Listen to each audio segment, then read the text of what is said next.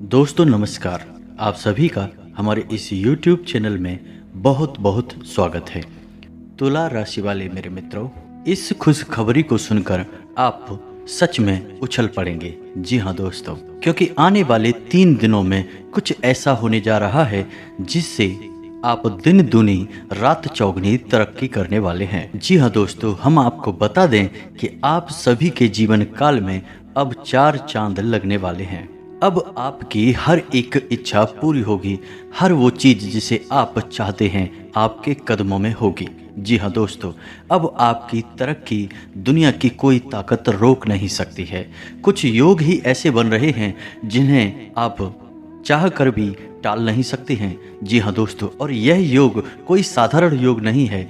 30 सालों में पहली बार ऐसा योग आपकी राशि में बनने जा रहा है, जिसका लाभ आपको अगले 3 दिनों में मिलना शुरू हो जाएगा। लेकिन दोस्तों, आपको भूले से भी नहीं करना है इन गलतियों को, जिन्हें आपने पहले भी कई बार दोहराया है।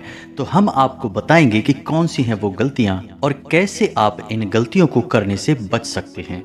जी हाँ दोस्तों, और दोस्तों, यदि आप इन सब बातों को ध्यान से समझ लेंगे और अपने जीवन काल में उपयोग कर लेंगे तो आपकी सारी इच्छाएं पूरी हो जाएंगी और जो भी आपकी चिंताएं हैं वे सब भी समाप्त हो जाएंगी। जी हाँ दोस्तों, हम आपको बता दें कि आने वाले 3 दिनों में जो आपका समय होगा वह किसी वरदान से कम नहीं होगा। जी हाँ दोस्तों, वो कहते हैं ना कि ईश्वर के घर में देर है मगर अंधेर नहीं है। और वैसे भी जो लोग अच्छे कर्म करते हैं, दिल से बहुत ही साफ होते हैं, नेक होते हैं, ईश्वर भले ही साक्षात में उनके साथ ना हो लेकिन साया बनकर हमेशा उनकी रक्षा करते रहते हैं। फिर चाहे दुख हो या सुख हो, ईश्वर हमेशा आपके साथ ही रहते हैं। फिर भी दोस्तों, हम आपको एक बात अवश्य कहना चाहेंगे कि दुनिया का कोई भी योग, बड़े से बड़ा योग, यहाँ तक कि स्वयं भगवान भी आपकी मदद नहीं कर सकते हैं यदि आप कर्म को प्रधानता नहीं देते हैं, यानी आप कर्म करने में विश्वास नहीं रखते हैं। तो आपको हर एक योग का और ईश्वर का संपूर्ण साथ प्राप्त करने के लिए, संपूर्ण लाभ लेने के लिए कर्म का महत्व तो समझना ही होगा, कर्म करना ही होगा। इसलिए दोस्तों, मैं आपको एक कहानी सुनाना चाहता हूँ, फिर वीडियो को आगे बढ़ाएंगे।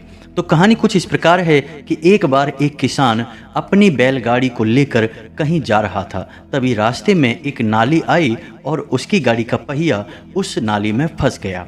तो दोस्तों, उस किसान ने हनुमान चालीसा की किताब निकाली और हनुमान चालीसा का पाठ करना शुरू कर दिया। लगभग आधा घंटा गुजर गया, वह हनुमान चालीसा का पाठ लगातार करता जा रहा था। तभी वहाँ से एक साधु महात्मा निकले।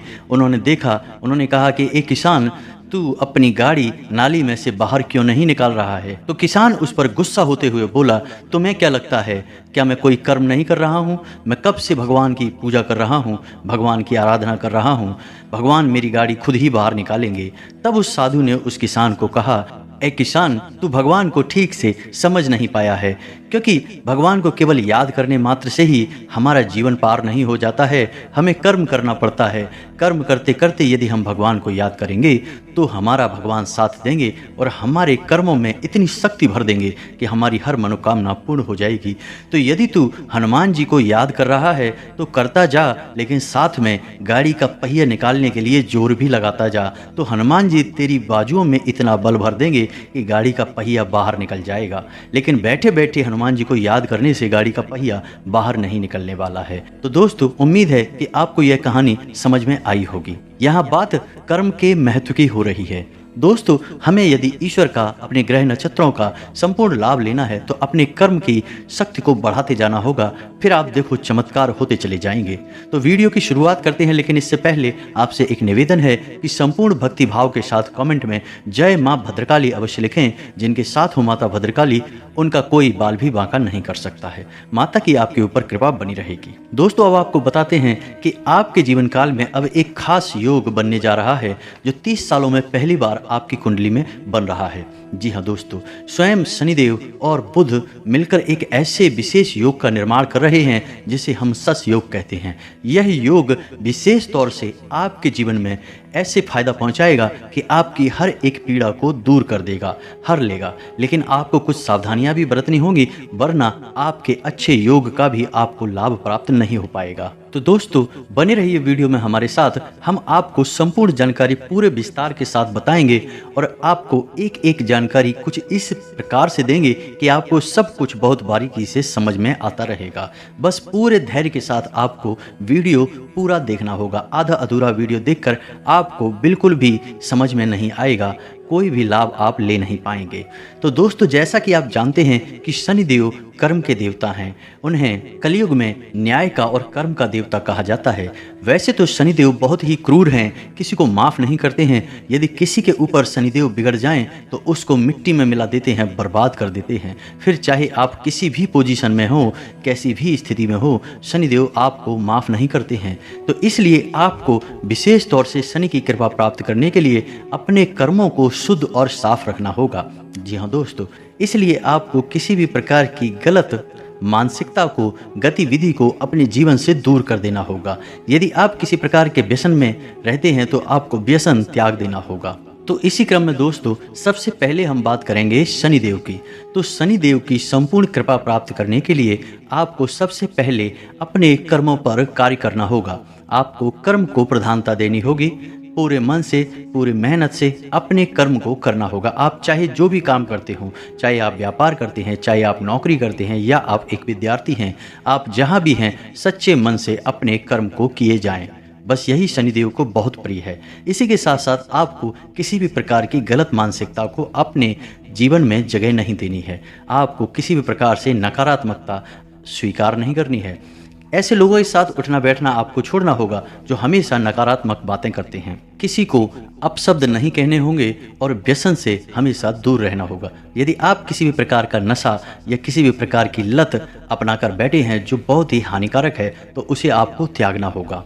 दोस्तों मैं आपसे कह रहा हूं कि यदि आप इन सब कार्यों को करने में सक्षम रहते हैं तो शनिदेव आपके जीवन को चमकाने वाले हैं। आप यकीन मानिए कि आपके जीवन में बड़े ही अद्भुत चमत्कार होने जा रहे हैं। अगले 3 दिनों में आपका जीवन बदलने वाला है। दोस्तों आपको याद रखना है कि किसी महिला का अपमान आपको किसी भी कीमत पर नहीं करना है। किसी सफाई कर्मचारी को आपको किसी भी प्रकार से नाराज नहीं करना है। और तीसरा सबसे खास कि यदि आपके दरवाजे पर कोई मदद के लिए आता है तो आप अपनी क्षमता के अनुसार उसकी मदद अवश्य करें। उसे खाली हाथ किसी भी कीमत पर वापस ना पहुंचाएं। यहाँ तक कि आपके दरवाजे पर यदि कोई जानवर भी आ जाए तो आप उसे भी खाली हाथ वापस ना लौटाएं, उसे भी कुछ ना कुछ खाने को अवश्य दें। तो दोस्तों यह तो थी वे सावधानियां जो आपको आने वाले समय में रखनी है, जिससे कि आप शनिदेव की और बुध की संपूर्ण कृपा प्राप्त कर पाएंगे। दोस्तों याद रखना कि जिस प्रकार शनि को न्याय का और कर्म का देवता कहा जाता है, उसी प्रकार बुध ग्रह को व्यापार का, उन्नति का ग्रह माना जाता है। तो यदि आप बुध का भी संपूर्ण लाभ लेना चाहते हैं तो आपको बुध को मजबूत करने की आवश्यकता रहेगी। दोस्तों याद रखना कि बुध को देवता की श्रेणी में नहीं रखा जाता, यह एक ग्रह मात्र है। केवल शनि को ही देवता की श्रेणी में रखा जाता है। तो शनि का पूजन किया जाता है लेकिन बुध का पूजन नहीं किया जाता है। लेकिन बुध के देवता गणपति को माना जाता है। तो यदि आप गणपति की पूजा सच्चे मन के साथ करते हैं तो आपको बुध की कृपा अपने आप प्राप्त होने लगती है। तो आप ध्यान से सुने कि आपको कौन से ऐसे उपाय हैं जो करने हैं जिससे आपको शनि का लाभ प्राप्त होगा। उसके बाद हम बुध के बारे में बात करेंगे, जिससे आपको बुध को भी मजबूत करने में मदद मिलेगी। तो दोस्तों याद रखें कि शनि को सरसों का तेल बहुत प्रिय है, लोहे की चीजें बहुत प्रिय हैं। तो जब आपका शनि मजबूत होता है तो आपको लोहा दान करना चाहिए। जी हाँ दोस्तों, लोहे से जुड़ी हुई कोई भी चीज़ आप दान कर सकते हैं। काले वस्त्र आप दान कर सकते हैं, जूते भी आप दान कर सकते हैं। लेकिन याद रखना है दोस्तों कि वस्त्र आपके उतरन नहीं होने चाहिए, फटे पुराने नहीं होने चाहिए। जूते आपकी उतरन नहीं होने चाहिए, फटे पुराने नहीं होने चाहिए। जूते यदि आपको किसी को दान करना है तो नए खरीद कर करें। वस्त्र यदि आपको किसी को दान करना है तो आप नए खरीद कर ही दान करें। अपनी उतरन को दान समझने की भूल ना करें। यदि आप अपनी उतरे हुए कपड़ों को किसी को देना चाहते हैं, जूते वगैरह को किसी को देना चाहते हैं, उसे बस यूं ही दे दें, दान का नाम ना दें। इसी प्रकार दोस्तों आपको एक काम यह भी करना होगा कि शनिवार के दिन शनिदेव के मंदिर में जाकर सरसों के तेल का एक दीपक जलाना होगा। सरसों के तेल का जब आप दीपक जलाएंगे तो आपको ओम शम शनिश्चराय नमः इस मंत्र का एक माला जाप भी करना होगा। आपको 11 शनिवार यह उपाय करना है। साथ ही साथ आपको छाया दान भी अवश्य करना है। दोस्तों छाया दान शनिदेव को बहुत प्रिय है। शनि को छाया पुत्र ही कहा जाता है। तो जब आप शनिदेव को छाया दान करते हैं तो शनिदेव बहुत प्रसन्न हो जाते हैं और अपनी कृपा आपके ऊपर बरसाने लगते हैं और आपके द्वारा की गई गलतियों को भी क्षमा कर देते हैं। दोस्तों, इंसान होने के नाते गलतियां होना स्वाभाविक है, तो आपसे भी कोई गलती अवश्य हो जाती होगी तो आपको छाया दान करके शनिदेव से माफ़ी मांगनी होगी और शनिदेव आप पर प्रसन्न होकर आपको तुरंत माफ़ भी कर देंगे। तो दोस्तों, यह तो थे शनिदेव से जुड़े हुए उपाय। आप इसी क्रम में एक उपाय और भी कर सकते हैं कि अपने घर में भी, अपने पूजा स्थल में भी शनिदेव के नाम से एक सरसों के तेल का दीपक जला सकते हैं।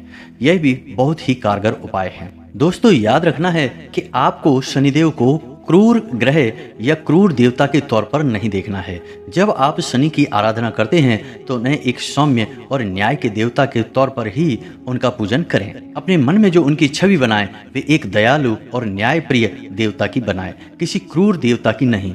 लोग शनि को तमाम तरीके से दुष्प्रचारित करते हैं और कई तरह से शनि के बारे में गलत भ्रांतियां फैलाते रहते हैं। अपने कर्मों की सजा जब लोग प्राप्त कर रहे होते हैं तो शनिदेव को दोषी बना देते हैं। दोस्तों, शनि कोई दुष्ट नहीं है, शनि तो एक देवता है और देवता का काम होता है देना। लेकिन शनि को जब प्रसन्न करना हो तो कुछ शर्तें हैं जिन्हें जीवन में अपनाना पड़ता है और यह बहुत कठिन कार्य है। दोस्तों, यह आसान नहीं है, इसीलिए लोग गलतियां करते हैं और बाद में शनि की क्रोध का भाजन बनते हैं। तो दोस्तों, आपको अपने कर्म पर भी कार्य करने की आवश्यकता रहेगी। अब बात करते हैं बुध की। दोस्तों, आप कितनी ही माता लक्ष्मी की पूजा कर लें, कितनी ही कुबेर की पूजा आराधना कर लें, आपको लाभ प्राप्त नहीं हो सकते, क्योंकि धन तो किसी न किसी माध्यम से ही आपके पास आएगा और धन के माध्यम जो हैं वो तभी संपन्न होते हैं जब आप बुध को मजबूत करते हैं। बुध को व्यापार का ग्रह माना जाता है, तो जब आप बुध को मजबूत करेंगे तभी आपके व्यापार अच्छे चलेंगे और आपके घर में धन संपदा लक्ष्मी आएगी। तो दोस्तों, आपको बुध को मजबूत करने के लिए सबसे अच्छा उपाय यह रहेगा कि आप गाय को हरी हरी घास खिलाएं। जी हाँ दोस्तों, और यदि आपकी कोई विशेष मनोकामना है जो व्यापार से जुड़ी है, आमदनी से जुड़ी है, नौकरी या धंधे से जुड़ी है, तो उसके लिए आपको हरी घास के छोटे छोटे 11 गट्ठर बनाने हैं। छोटे छोटे से 11 गट्ठर बनाने हैं और उन 11 गट्ठर को बुधवार के दिन गणेश जी के मंदिर में ले जाना है और गणेश जी की मूर्ति के चरणों में रख देना है। जी हाँ दोस्तों, और गणेश जी को अपने जीवन की सारी तकलीफें, अपनी मनोकामना, अपनी इच्छा खुलकर बताएं, मन ही मन बताएं। ऐसे बताएं जैसे कि कोई आपका घर का बड़ा बुजुर्ग आपसे कुछ जानने की कोशिश कर रहा है। आपके मन का भाव, आपका सच्चा प्रेम भगवान गणेश को आपके ऊपर मोहित कर देगा और आपके ऊपर उनकी कृपा बरसने लगेगी। तो दोस्तों, जब आप अपनी पूजा आराधना समाप्त कर लें तो उसके बाद वो 11 घास के गट्ठर हैं उन्हें लाकर गाय को खिला दें। बस आपको इतना करना है, 11 बुधवार करना है। इसके बाद आपका बुध मजबूत हो जाएगा, भगवान गणपति की आपके ऊपर संपूर्ण कृपा हो जाएगी और इधर आपने शनिदेव को भी मजबूत करने का उपाय कर लिया है। तो अब आने वाले 3 दिनों में जो शश योग शुरू होने जा रहा है उसका आपको संपूर्ण लाभ प्राप्त होगा। आप जो भी कार्य करेंगे उसमें आपको संपूर्ण सफलता प्राप्त होगी।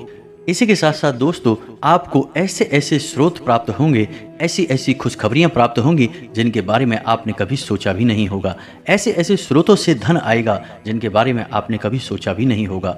दोस्तों, याद रखना कि जब देवी देवता हम पर प्रसन्न होते हैं तो हमारे कर्मों का कई गुना परिणाम, कई गुना फल हमें देते हैं और यही अब आपके साथ होने जा रहा है। दोस्तों, उम्मीद है कि वीडियो में दी गई जानकारी से आप कुछ लाभ ले पाएंगे और आप अपने जीवन को सफल बना पाएंगे। यदि आपके जीवन में 1% भी बदलाव आता है, आपका जीवन बदलता है, तो हमें बेहद प्रसन्नता होगी। माँ भद्रकाली के लिए हमारी पूजा आराधना सफल हो जाएगी। इसी के साथ आज का वीडियो समाप्त करते हैं। कमेंट में जय माँ भद्रकाली लिखना ना भूलें। मिलते हैं अगले ज्ञानवर्धक वीडियो में, तब तक के लिए धन्यवाद।